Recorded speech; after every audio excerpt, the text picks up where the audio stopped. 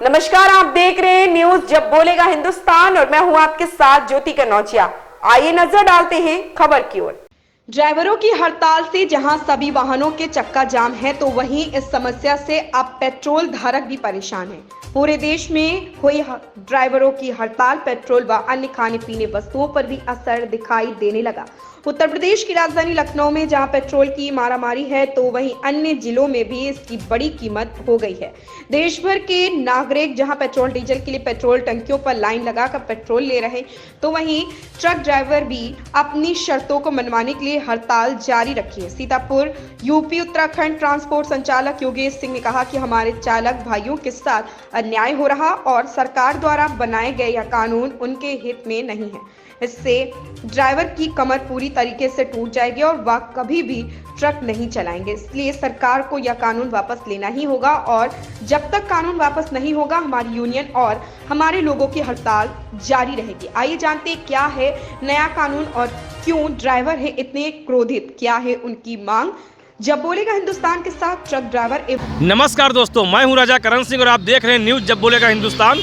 आज सीतापुर में लोग मौजूद हैं, जहां पर जो ट्रांसपोर्ट कंपनियां हैं और जो ट्रक चालक हैं, उन लोगों ने हड़ताल कर रखी है। इस हड़ताल को 24 घंटे से अधिक हो चुका है और सरकार की तरफ से अभी कोई समस्या का समाधान करने का कोई निर्णय नहीं आया है, ना तो उनका कोई प्रतिनिधि ऐसा आया है जो ऐसे लोगों की समस्या का समाधान कर सके। तो सामने आप देख रहे होंगे एक ट्रक है, ट्रक को इन ट्रकों को रोक रखा गया, इसका चक्का जाम कर रखा गया है और इस उद्देश्य के साथ जो इनके साथ जो कानून लाया जा रहा है, उस कानून का विरोध कर रहे हैं, कानून को वापस लेने की बात कर रहे हैं। तो कानून में क्या क्या प्रावधान है, क्या चीज़ें हैं, तो ये यहाँ पर कुछ जो ड्राइवर लोग हैं या चालक और प्रचालक लोग हैं, ट्रांसपोर्ट कंपनी के मालिक लोग हैं, मुझसे चर्चा करते हैं कि इस कानून में क्या दिक्कतें उनको आ रही हैं और कैसा कानून होना चाहिए। भैया जी, क्या नाम आपका है? कार्तिक यादव। तो यहाँ पे क्यों खड़े आप हैं? अरे हमारी गाड़ी है और चल नहीं रही है, ड्राइवर छोड़ के भाग जा रहे हैं। अच्छा, ऐसा क्या कारण है जो ड्राइवर छोड़ के चले गए हैं?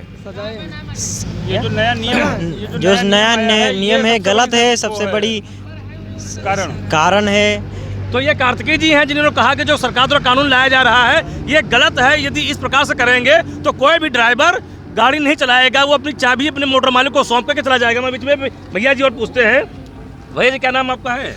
मेरा नाम विवेक शुक्ला है, मैं ऑनर हूँ सृष्टि रोड लाइन्स ट्रांसपोर्ट का। और सभी ड्राइवर भाई हमारे हड़ताल पे हैं और जब तक ये हड़ताल तभी ख़त्म होगी जब तक ये नियम वापस नहीं होगा। उसके नीचे कोई समझौता नहीं होना है। अच्छा, हड़ताल कब से चल रही है, कब तक चलेगी ये अभी परसों रात 12 बजे से शुरू हुई है और अभी आगे देखिए अनिश्चितकालीन तक की चलेगी है। अच्छा, इस विषय में अभी तक कोई प्रशासन का या शासन का कोई संपर्क किया? अभी तक की कोई नहीं आया है संपर्क करने के लिए कि हड़ताल क्यों है, क्या है, कैसे है। शासन के कान पे कोई भी जू नहीं रेंग रही है, किसी भी तरह की कोई वो नहीं मिली है अभी तक कि हम लोगों को सांत्वना या वो संभावना मिली हो कि कोई आ रहा है बात करने के लिए। अभी तक की कुछ नहीं हो रहा है। तो 24 घंटे से अधिक हो चुके हैं, जो चक्के थे वो सब जाम हुए हैं और जो पेट्रोल टंकियां हैं उन पर एक लाइन लग चुकी है। हाहाकार तक मचा हुआ। सीतापुर के जो चालक प्रचालक है ये सब इकट्ठा यहाँ पर हैं और इसका विरोध कर रहे हैं। हमारे बीच में कुछ लोग और भी हैं। भैया क्या नाम आपका, क्यों यहाँ पर खड़े हैं? मेरा नाम पंकज यादव है, मैं ट्रक मोटर मालिक भी हूँ और ट्रांसपोर्टर भी हूँ जी। शंकर रोड के एरिया मेरी फर्म का नाम है और मेरी गाड़ियों से ड्राइवर और कंडक्टर और जितना भी स्टाफ रहता है सब जा चुका है गाड़ी छोड़कर। अब हम लोगों का काम ऐसे बहुत बाधित हो रहा है इससे आर्थिक स्थिति देश पर बहुत प्रभाव डालेगी और आने वाले समय में ऐसा दिखने को आपको मिलेगा कि सरकार को भी इससे दिक्कतें होंगी। सरकार को क्या, आम जनता को, हर एक शख्स को दिक्कतें होगी। तो हमारा माननीय मोदी जी से, माननीय अमित शाह जी से ये कहना है कि अपने कानून को वापस लें। इससे हम लोगों को बड़ी तकलीफ़ हो रही है और इस तकलीफ़ हमको नहीं और इसको आने वाले समय में देखने को मिलेगा। माननीय मोदी जी को भी इसकी तकलीफ़ का अंदाज़ा होएगा और समस्त पूरे भारत तकलीफ़ में आएगा।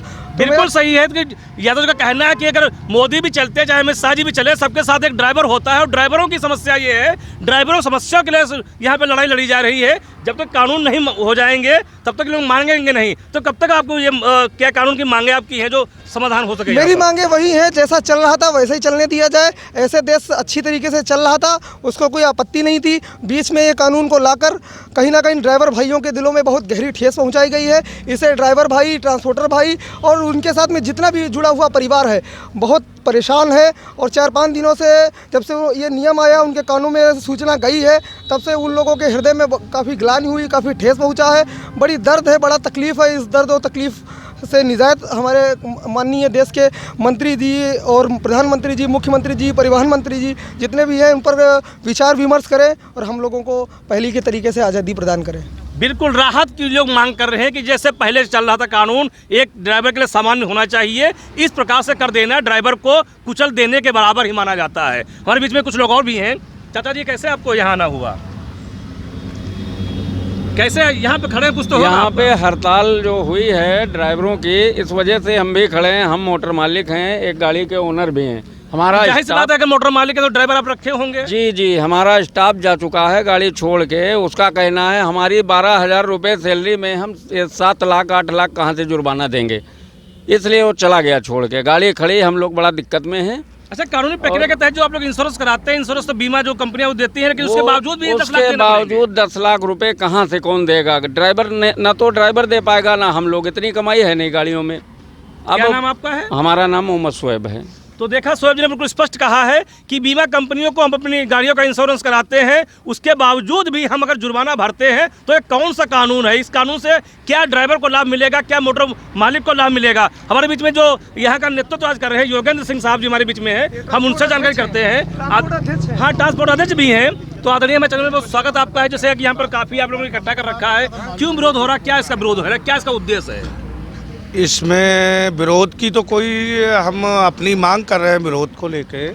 ये सब देखा जा रहा है कि आप देख रहे हैं कि ड्राइवर हो गया, कंडक्टर हो गया, मिस्त्री हो गए, मोटर मालिक हो गए, सब एक परेशानी का सबक झेल रहे हैं। और उसमें ज़्यादातर आपको देखा जा रहा है कि हमारे यहाँ ड्राइवर जो है जब छुट्टी पर चले गए तो फिर हम लोग क्या करें? उसमें मुझे लगता है कि महंगाई की मार एक आज से कल तक 24 घंटे में ये आपको देखने को मिली होगी कि गाड़ी का चक्का जाम होने से कितनी दिक्कतें आई। सर, जैसे कि भी आपने कहा कि ड्राइवर घर चले गए हैं, हाँ। घर जाने का कारण क्या रहा, क्या उनका उद्देश्य जाने का है? उद्देश्य 10 साल की सज़ा और 7 लाख रुपए का प्रावधान जो दिया है वो ड्राइवर कहाँ से लाएगा? अगर वो किसी को बचाता है, मारने के कोई चींटी भी नहीं मार सकता, ये तो आप जानते हैं। फिर हम इस चीज़ को लेके कहीं भी ड्राइवर है वो अपनी जान से ज़्यादा आदमी को प्यार करता है कि कहीं हमसे कोई दुर्घटना ना हो। इतनी कमाई नहीं है गाड़ियों में जो